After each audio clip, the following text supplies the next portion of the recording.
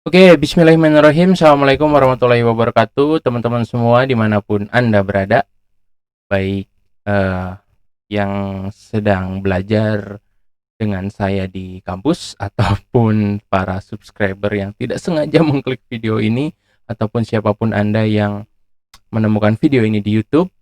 Salam kenal kembali dengan saya Ridwan Ilyas. Ini adalah video pertama dari playlist algoritma dan pemrograman. Kita di sini akan bahas teori dan praktek nantinya.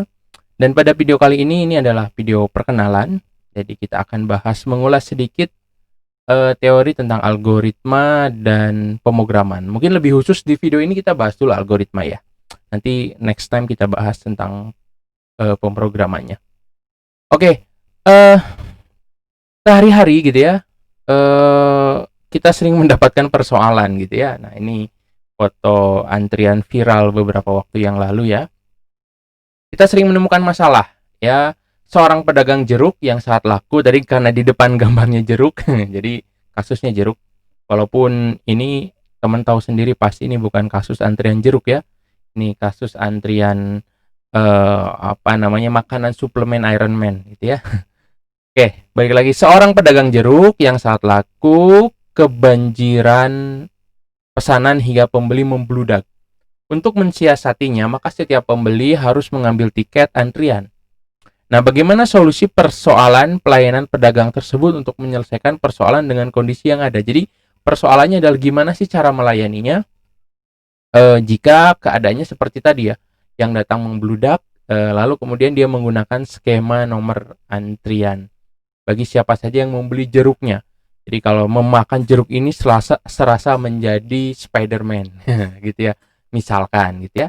Nah, solusi Mang Jeruk tadi gitu ya adalah contoh, ini contoh yang saya buat. Mungkin teman-teman nanti punya solusi yang lebih baik, ya nggak masalah. Pertama, Mang Jeruk harus tahu nomor antrian terakhir yang mesti dipanggil. Jadi dia mesti tahu nih, yang mesti dipanggil ini selanjutnya nomor berapa. Selanjutnya Mang Jeruk memanggil nomor berikutnya. Misalkan dia sudah tahu bahwa nomor yang harus dipanggil adalah nomor 6, maka Mang Jeruk memanggil nomor 6. Lalu Mang Jeruk harus mengecek apakah nomor antrian pelanggan tadi asli atau bukan. Karena saking hebohnya kasus Mang Jeruk ini gitu ya, kadang orang bikin nomor antrian palsu. Akhirnya si Mang harus mengecek dulu. Nah, jika sesuai dilayani, jika tidak diabaikan gitu ya. Lalu kemudian Mang Jeruk harus membungkus setiap pesanan yang diminta lalu memberikannya. Jadi setelah nomornya valid gitu ya, dia membungkus pesanannya lalu dia memberikannya. Mang Jeruk harus mengecek uang yang ia diterima. Jadi dia dapat uang, dia harus menerima. Tentu sebelumnya pelanggannya ngasih duit gitu ya. Ngasih duitnya, ngasih uangnya, lalu dia harus mengecek. Jika kurang, dia akan meminta tambahannya.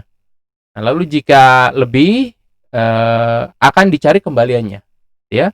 Lalu jika sesuai, maka ucapan terima kasih telah datang membeli jeruk saya. Semoga Anda menjadi Spider-Man gitu. Lalu untuk menyelesaikan seluruh persoalan, ulangi proses ke nomor satu gitu ya. Balik lagi ke nomor satu, cek lagi ya. Harus tahu nomor antrian terakhir yang mesti dipanggil siapa dan sampai semua nomor antrian selesai. Tentu semua pelanggan mesti selesai dilayani. Ada dua kemungkinan sebenarnya, sampai semua antrian selesai atau jeruknya habis terjual gitu. Cuman di sini saya tidak detailkan. Nah, tapi kira-kira dengan gambaran kasus Mang Jeruk ini, kita bisa melihat bahwa untuk menyelesaikan satu persoalan kita perlu satu buah aksi-aksi yang runtut ya, aksi-aksi yang dilakukan bertahap. Kita nggak bisa ujuk-ujuk dari aksi yang pertama loncat ke nomor 5 gitu ya, baru nomor antrian lalu minta duit, kan nggak mungkin ya. Jadi harus ada runtutan-runtutan aksi. Dalam setiap runtutan aksi itu ada proses pengecekan di sana, dan aksi itu bisa jadi berulang ya, berulang sampai kondisi tertentu. Nah, itu contoh penyelesaian satu buah kasus secara algoritmik ya, secara algoritmik maksudnya bersifat algoritmis yang menggunakan algoritma ataupun tahapan-tahapan tertentu.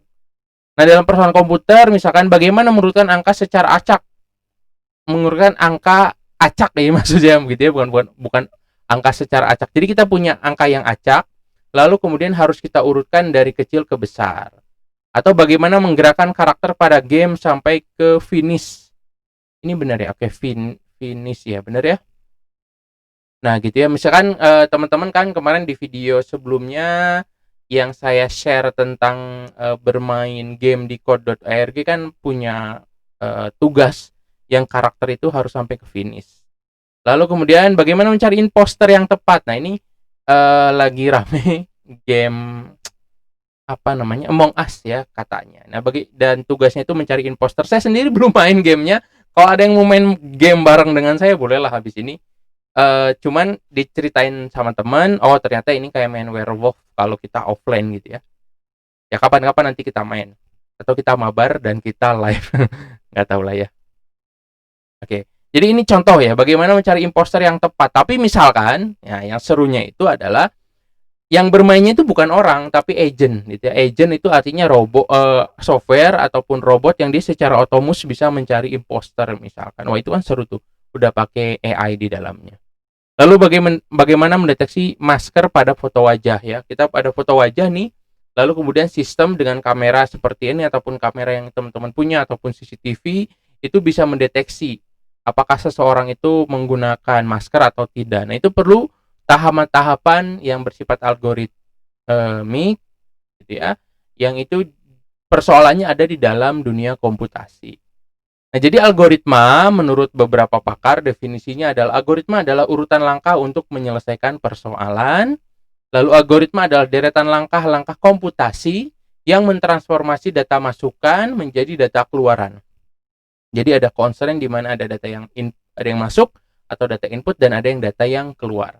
Mungkin dari definisi pertama ini definisi yang umum algoritma dalam kehidupan sehari-hari kita juga kita kadang-kadang menghadapi sesuatu persoalan yang harus diselesaikan secara algoritma. Kalau yang kedua khusus di bidang komputer. Nah, ada yang ketiga, algoritma adalah deretan instruksi yang jelas memecahkan persoalan yaitu untuk memperoleh luaran yang diinginkan dari suatu masukan dalam jumlah waktu yang terbatas. Kayak tadi Mang Jeruk tadi kan terbatas ya.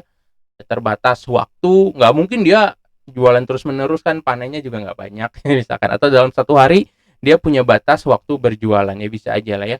Kasusnya seperti itu. Nah, kalau dalam kasus komputasi satu buah program itu kan berjalan dalam satuan waktu tertentu. Nah, itu definisi algoritma. Oke, itu video pertama tentang definisi algoritma. Nanti kita akan belajar contoh-contoh kasus bagaimana menyelesaikan persoalan dengan cara yang algoritmik ya, dengan algoritma. Ini ada kasus yang nanti akan saya jelaskan di video selanjutnya. Jadi tetap saksikan saya di channel ini. Yang belum subscribe aja lah ya. Baik, sampai ketemu lagi di video selanjutnya. Assalamualaikum warahmatullahi wabarakatuh.